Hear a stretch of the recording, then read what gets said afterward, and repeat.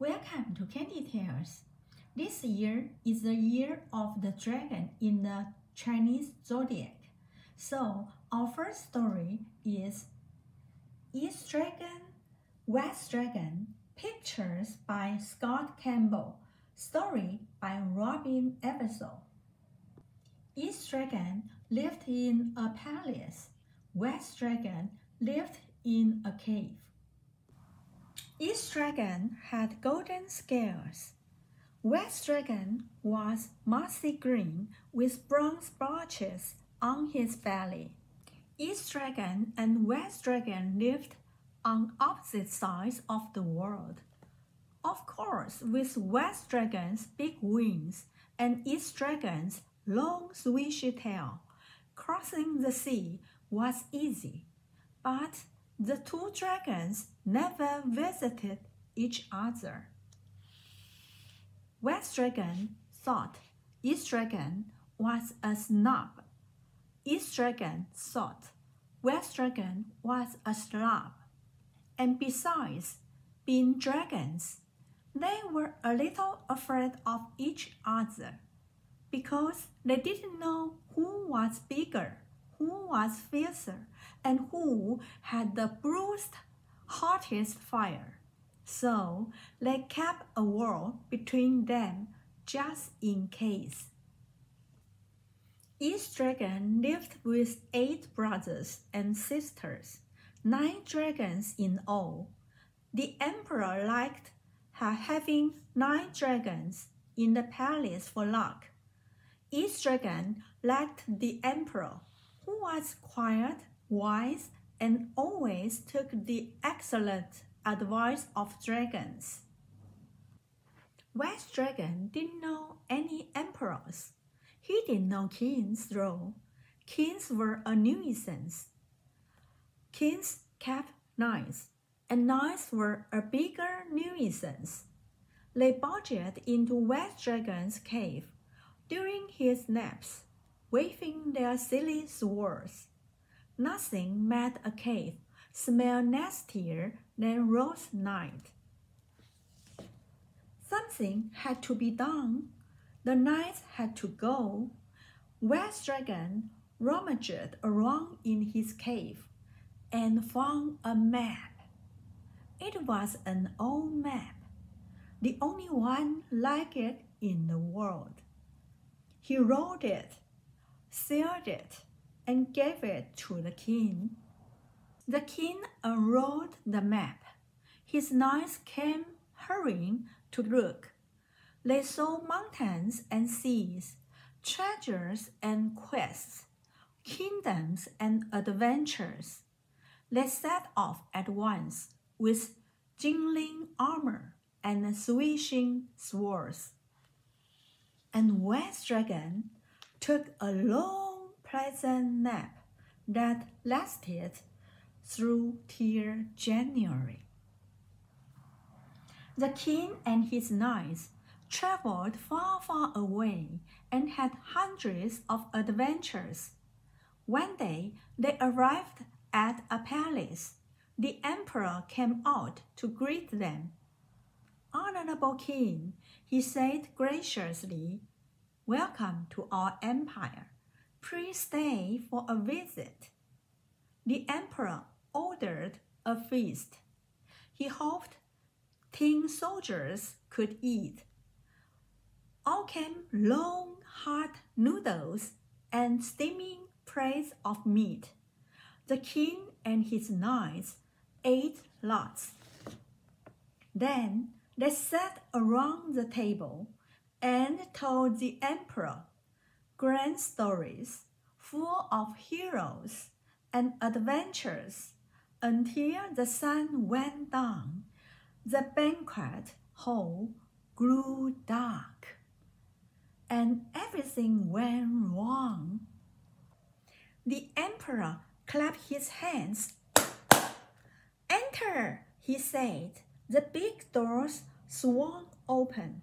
9 huge torches blazed, lighting up 9 huge dragons.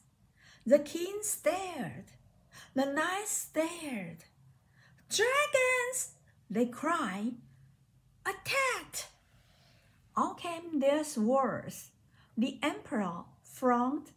He rang a small bell, and a few hundred imperial soldiers poured into the hall. Soon the king and his knights were locked away in a dungeon, where they stayed all winter, shivering and grumbling, and hungry and get rather rusty, for the dungeon was damp. Meanwhile, West Dragon woke up, yawned smokily, and looked for something to do. Where are those silly knights? He wondered. When he flew over to the king's castle, he saw that it was deserted. A messenger bird was circling. She had been circling a long time because no one was home. When she saw West Dragon, she dropped a fat scroll on his tail.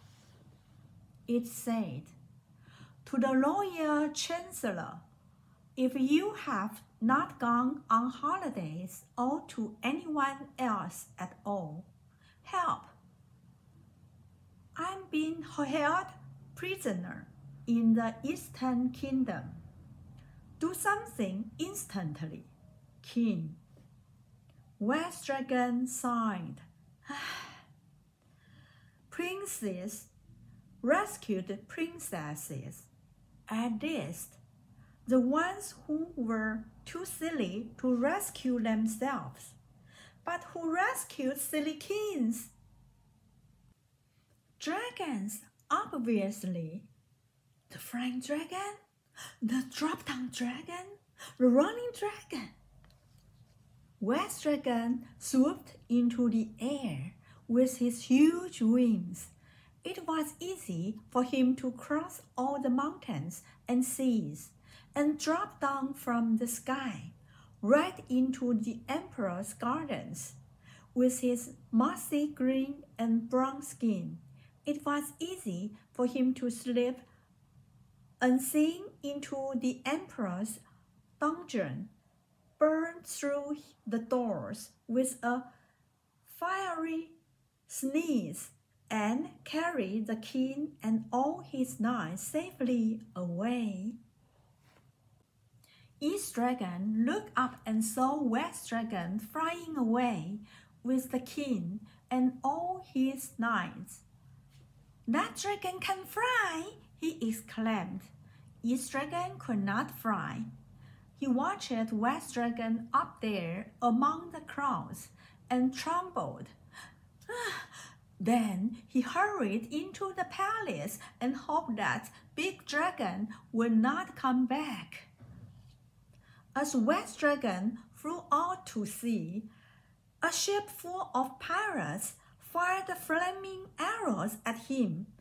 An arrow hit his wing. Oh! West Dragon spiraled toward the water.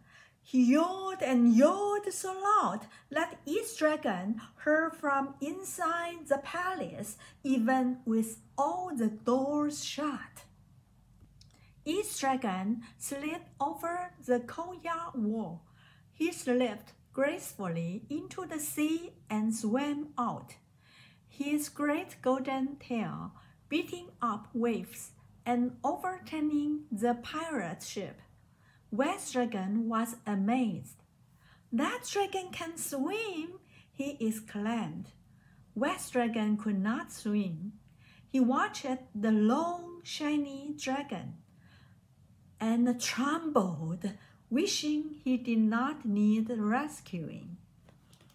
And East Dragon brought everyone safely to shore. East Dragon and West Dragon looked at each other. Each thought the other one was bigger and fiercer and had the bruised, hottest fire. But when they met a bonfire to dry everyone off, they saw East Dragon's fire was not blue. It was glowing and golden. White Dragon's fire was not blue either. It was warm and orange. The two dragons stood side by side and found West Dragon was taller, East Dragon was longer, and neither one was very fierce. So they looked at each other, smiled, and offered to take the king and his knights home in style, on the backs of 10 leaping, diving, somersaulting dragons. To the king's castle for a festive, friendly, somewhat messy, slightly rowdy, long dragon visit. It's the end. If you like my storytelling, please like and subscribe. Bye-bye.